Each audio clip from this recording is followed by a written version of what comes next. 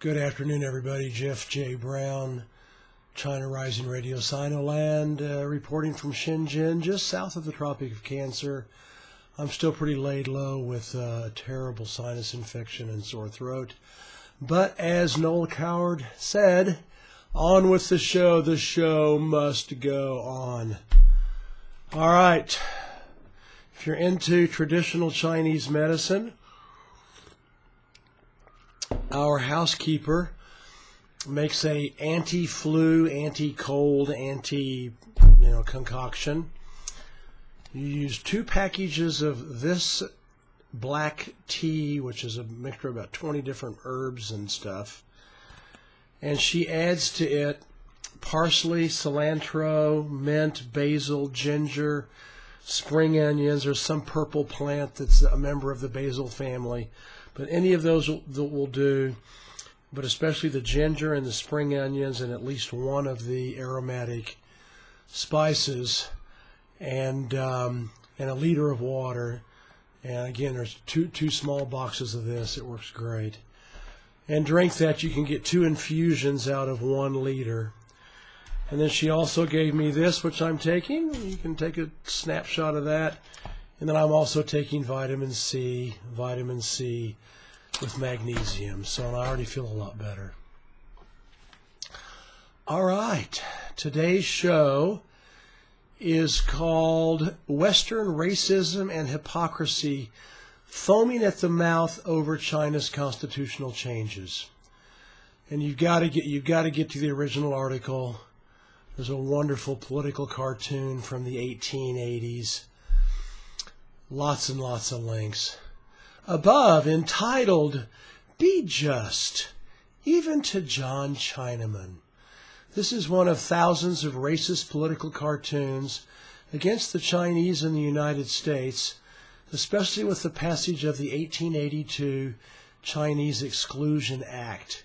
It legalized the extermination of tens of thousands of Chinese who were hunted down like dogs, shot, hung, and scalped for state bounty. All the racial stereotypes are there. John is crying like a baby while carrying an ironing board, iron, and an opium pipe. Thus, a cowardly drug addict who does women's work. The chalkboard says, "Kick out the heathen. He's got no vote."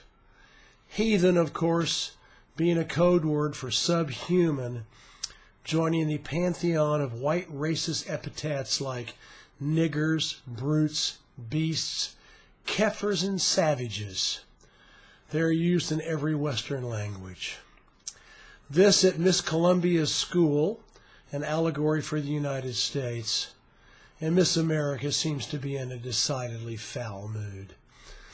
The hypocrisy of including a black man, Native American, and other hated minorities in the background is especially bitter, since they didn't have the vote either. But it puts into perspective where the Chinese ranked on the race meter in the United States until the 1940s. All right, here's the actual body of the article.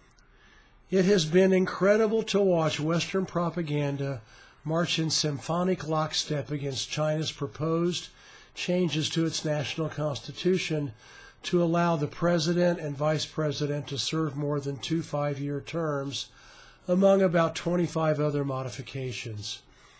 Even close to home, the South China Morning Post went all haywire at Baba Beijing, using its very functional and participatory communist socialist democracy to change its laws.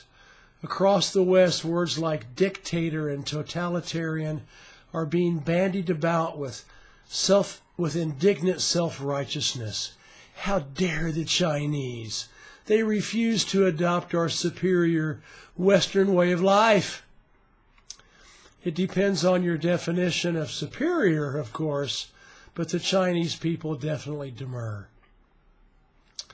So-called Chinese experts are piling on with all kinds of doomsday, the sky is falling scenarios, President Xi Jinping is being portrayed as a megalomaniac, power-hungry tyrant. His 1.4 billion citizens respectfully disagree.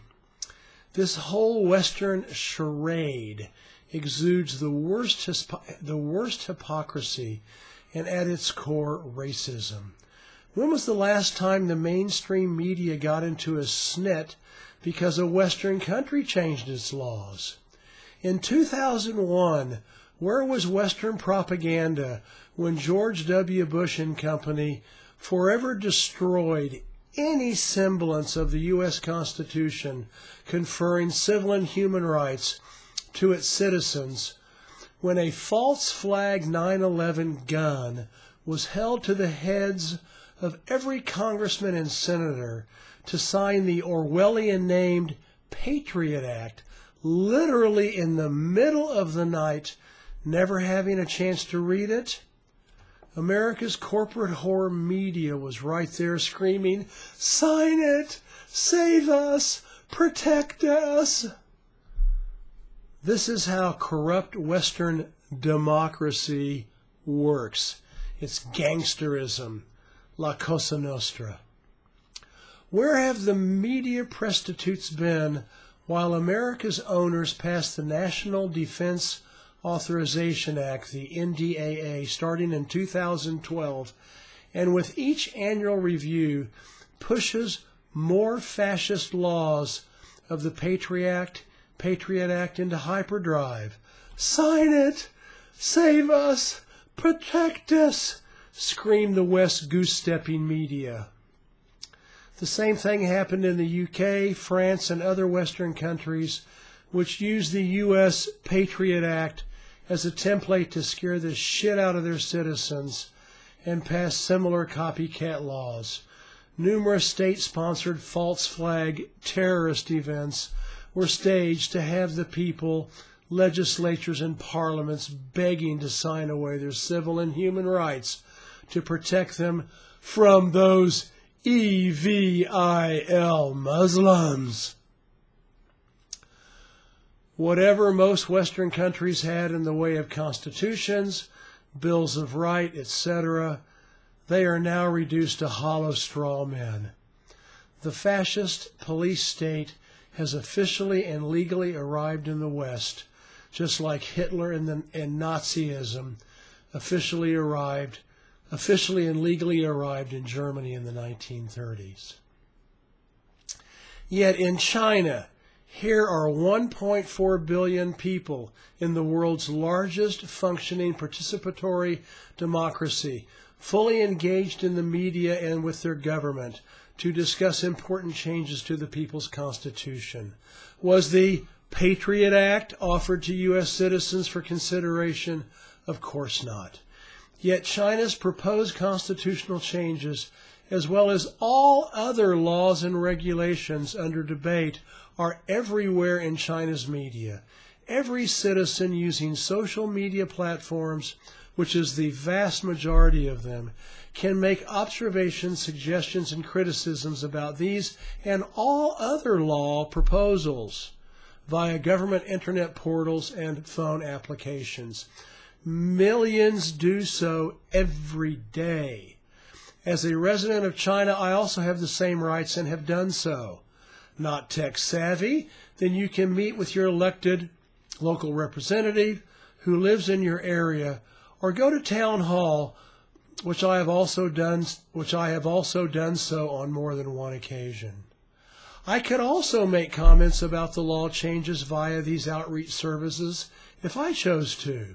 In Beijing, every law proposal is posted online to solicit comments and suggestions from any foreign person, company, NGO, international organization, etc., that wishes to do so. Do Western countries allow the Chinese to comment on their pending legislation? Considering all the above, this is why China has the world's most effective, vibrant, participatory democracy in the world. Today, maybe 1 million Chinese contacted their government to weigh in on the current proposed changes to the country's constitution. When was the last time you had direct democratic input into laws being passed in your country? I rest my case. This all boils down to pure and simple Western racism, a tired but genocidal refrain. Westerners are raised from the womb that they are preternaturally superior to all the non-whites of the world, morally, spiritually, intellectually, culturally, and technologically. I was talking to my Chinese colleagues this week about this, and they are shocked by the venomous Western racism raising its predictable head to spew anti-Chinese hate around the world simply because they are exercising their democratic rights as citizens. It's comforting to them to know that there is at least one Westerner who understands. China's national constitution is one of the most important documents of the 20th century, but since China is communist socialist, it is intentionally ignored in the West. Worrisome for Western empire, more and more countries are taking notice of China's firebrand, anti-colonial, anti-capitalist constitution.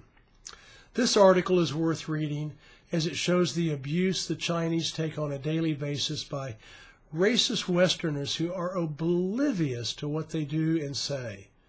Here is an easy 5-minute podcast I did about Western empire and racism. If you really want to get into the West's racist heart of darkness, this article is one of the most important I've ever written. Sobering food for thought, but necessary to pierce the veil of Western propaganda. Finally, Godfrey Roberts, who has been on my show many times, just did an excellent analysis of the law change proposals and their inspiration and background. This is Jeff J. Brown signing out from China Rising Radio Sinoland, Shenzhen. I hope you all have a wonderful week. All the best.